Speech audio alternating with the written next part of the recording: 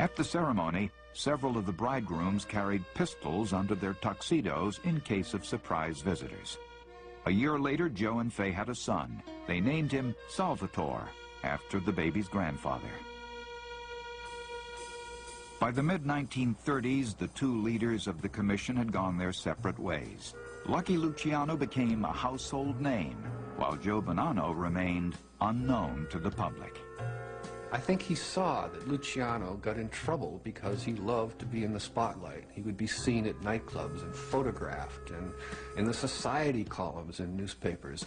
Bonanno stays out of the paper. I mean, for decades, he never appears in the newspapers. Joe Bonanno concentrated on the traditional staples of the Mafia: bookmaking, gambling, and loan sharking. The dark underside of these activities, extortion and violence, was inevitable. But Joe reasoned that if he instilled enough fear in his followers, then he wouldn't have to resort to violence. Fear is what a Mafia family runs on. No one could be the head of one of the 5 New York families without being responsible for many murders. And I'm sure Joe ordered any number of killings.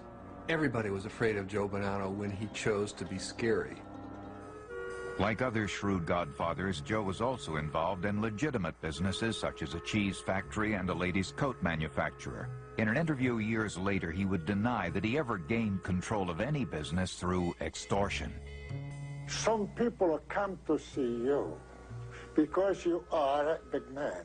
They, on their own, they say, Mr. Bonanno, I want to be a partner.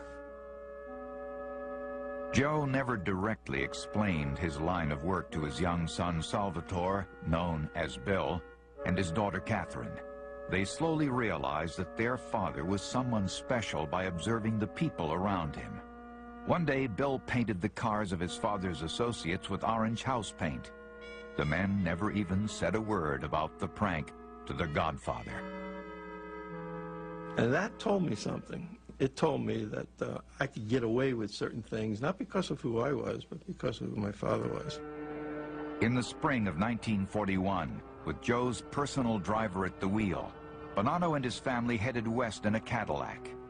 8-year-old Bill had developed a serious inner ear infection, and the doctor recommended a drier climate. Joe settled on a boarding school for Bill in Tucson, Arizona, and this became the family's part-time home. In high school, Bill lived alone in Tucson for several months of the year. While his father was spending much of his time running the crime family in New York, Bill tried his own hand at crime, stealing hubcaps and running guns into Mexico. When Joe got wind of his son's activities, he decided it was time to bring him into a world where he would be held accountable for his actions. One night in Brooklyn, 22-year-old Bill was mysteriously called to a house where men he had known his whole life were waiting. The men began telling him the history of the Mafia, a secret society to which they wanted him to pledge his life. Tossing a piece of burning paper in his hands, Bill proclaimed his allegiance, saying, "This is how I burn if I expose this world of ours." It was a profound experience for the young man. He realized he was entering a new stage of life where his commitment to his Mafia brethren and his father would always come first. Soon after Bill became a man in his father's world, he fell in love with Rosalie Profaci, a young woman he had known since childhood. Rosalie was the niece of Joseph Profaci, a friend of Joe Bonanno since the 1920s and a fellow founding member of the Commission. The Godfather gave his eager blessing to the union, and in 1956 Bill and Rosalie were married. Two of the most powerful Mafia families in America would be united. Never, never did my father ever tell me I had to marry anyone. However, he made it a point to make me understand who I was, what was expected of me in the future, and that it would be advisable and better if we married our own kind. At a point in time when the Mafia enjoyed unprecedented power, the wedding marked the pinnacle of prestige for Joe Bonanno. He spared no expense on the sumptuous celebration, which years later would be the inspiration for the famous wedding scene in the first Godfather movie. It was like the royal heads of Europe joining together by marrying off two of their offspring. It's a huge affair, the Hotel Astor, 3,000 guests, and there are cash gifts amounting to about $100,000 in 1956 dollars, which would be about $500,000 today, more or less. Among the entertainers there was Tony Bennett, who just hired, you know, like you would hire some neighborhood singer. Well, they just hired Tony Bennett to sing. The guest list read like a who's who of the American Mafia. Tommy Lucchese, Vito Genovese, Albert Anastasia, Tony Accardo, and Stefano Magaddino were all there. All these people that came to my wedding came because of the respect and admiration they had for my father, not because of the bride and groom. Joe Bonanno surveyed his kingdom. He had recently brokered a peace between two rivals in the New York mob, Vito Genovese and Albert Anastasia. He called it the Pax Bonanno. Joe was the most respected man in the Mafia, perhaps too respected for his own good. His brooding cousin, Stefano Magaddino, was said to have remarked, "Look at all these people. It's going to Joe's head." No one at the wedding could have imagined just how swiftly the peace Bonanno created in the underworld was about to unravel, and how Joe's authority would be fatally undermined. In August 1957, Godfather Joe Bonanno was as powerful as he would ever be.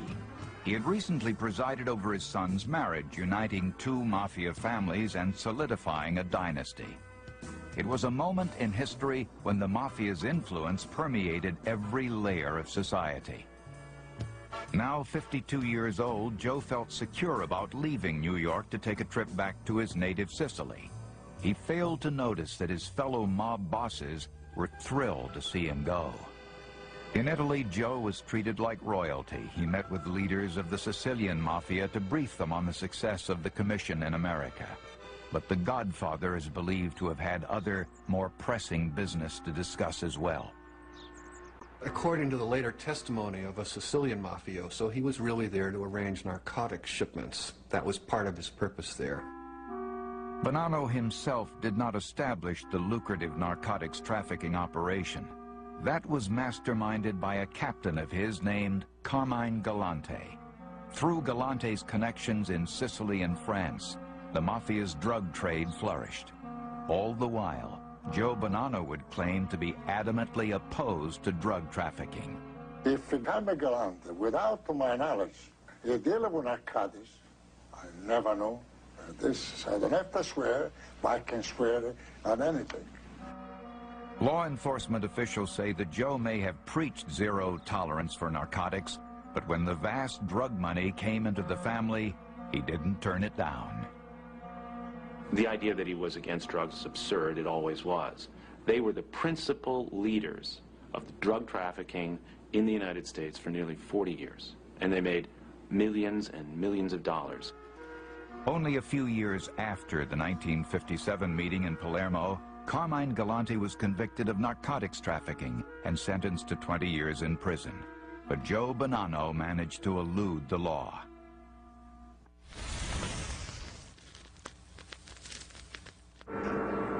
When Joe returned to New York in November 1957, he was shocked to find that in his absence, his Pax Bonanno had been shattered. The assassination of Albert Anastasia had thrown the commission into chaos. In response, Joe's cousin, Stefano Magaddino, had called for an emergency national mob meeting in the tiny upstate New York town of Apalachin. The purpose? To install underboss Carlo Gambino as the new head of Anastasia's family. Joe Bonanno's authority was being put to the test by his fellow mobsters. They waited till he'd gone to Sicily before they put the contract on Anastasia. So it may be that what the whole thing means in terms of Bonanno's leadership within the commission is that they're trying to do an end run around him while he's out of the country. There is no real honor and loyalty. It comes down to personal ambitions, and personal ambitions will overcome anything. Joe was furious, not only because the violence was a clear challenge to his underworld leadership, but because the meeting would occur in the exact same place where the commission had met the year before, inviting unwanted attention from the law. Just as Joe had feared, on November 14, 1957, the group of national mafia leaders was ambushed by local police. 58 men were detained, while many others fled on foot into the woods. Imagine maybe 100 mafiosi caught in this little town out in the country with no plausible explanation of what they're doing there. It was terribly embarrassing and really the first great breakthrough in public awareness of the mafia. Joe was not even at the meeting, yet he was sought out and arrested along with the rest. His compatriots had unwittingly dealt him his first serious blow by thrusting him out of the cloak of secrecy and into the glare of publicity. The Godfather handled the exposure with style. Joe always looks composed. He's smiling, and it's as though he's saying, "This is all ridiculous. I'm an honest businessman. I have no idea how I was caught up in this and accused of being a criminal." While the Godfather handled the press attention well, he did not appreciate the nickname that the New York papers gave him. It offended his deep pride in his family name. In the aftermath of Apalachin, the Bonannos' private lives became much more tense. There was a constant feeling of being watched, of cops lurking around every corner. I remember my father-in-law calling me, and I said, "Oh, hello, Dad," you know, and he yelled at me. It was the first time he had ever scolded me, you know, you should never use a person's name when they call up. At the time, the FBI had begun secretly tapping mobsters' telephones, so the mafiosi were baffled as to how the Fed seemed to know about their most private conversations. I figured either I have a bug on me someplace, or someone very close to me has betrayed us. And it takes a lot of self-control not to let that seed of doubt grow and mushroom into you doing something that you might regret and hurt an innocent person. In 1963, Bonanno was further exposed when a low-level soldier named Joseph Fallaci became the first member of the Mafia to break the mob's oath of silence. On national television, he was asked who performed the initiation rite when he was inducted into the Mafia. Joe Bonanno. Joe Bonanno? Yeah, happened to be my where guy. is he? Is he at the head of one of the families now? Yeah, he still is. He still is? Yes. Still alive? Right. In the wake of the fresh publicity, 58-year-old Joe Bonanno fled New York for his home in Arizona. Joe, Fay, and their youngest child, Joe Jr., had long ago moved their permanent residence west. Now Joe began to think about retiring in Tucson. The Godfather asked his son Bill to look after things in his absence from New York. Our number 3 man was gravely ill, and I had been told, see what you can do to make life easy for him. And as a result of that, I started becoming his eyes and ears. Joe told his captains to elect a new number 3 man, or consigliere. Hoping to stay close to their cherished leader, the captains elected his son Bill, and Joe proudly approved it. Bill later expressed his devotion in a poem he wrote to his father. It read, "I stand stately in your shadow. It is an honor I covet. I accept the sins heaped upon me. I am a Bonanno." Bill's resilience was tested right away. His promotion upset mafiosi inside and outside the family, who considered Bill a child of privilege with no experience of the city streets. Bill Bonanno had a bit of swagger and a bit of maybe evoking some of the spirit of fraternity life and football weekends in Arizona that did not quite conform to what an older mafia man's idea of an aspiring mafia leader should be.